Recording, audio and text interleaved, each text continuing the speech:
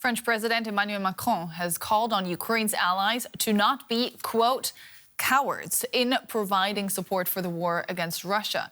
He made the comments on a trip to the Czech Republic where he discussed plans to boost ammunition for Ukraine.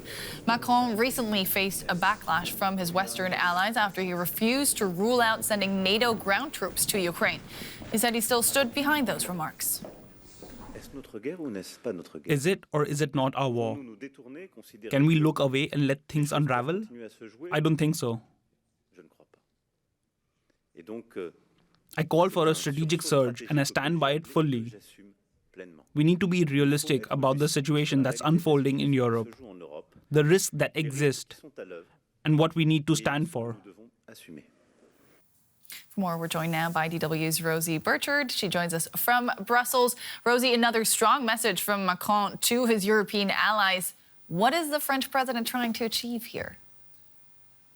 Well, President Macron certainly had caused a stir last week with those comments about not ruling out boots on the ground in Ukraine. But if you thought, therefore, that he might be sort of apologetic or trying to walk back those remarks, water them down, on the contrary, you'd be wrong. He certainly stood by them. And I should say he did not say anything specifically about troops, about any sort of deployment of soldiers into Ukraine from other countries, for example, from France. But what he did talk about more broadly was the idea of showing limits, of setting red lines. He said that NATO countries shouldn't be setting limits or showing limits, talking about them, when Russia, he said, seems keen not to show any limits from its side at all. Now, this is something which is likely going to spark a bit of controversy, as it already did. Those initial comments sparked quite a swift rebuff from several NATO allies. This, I should say, comes at a time where France has faced some criticism or accusations that it's not provided Ukraine with enough military support compared to France's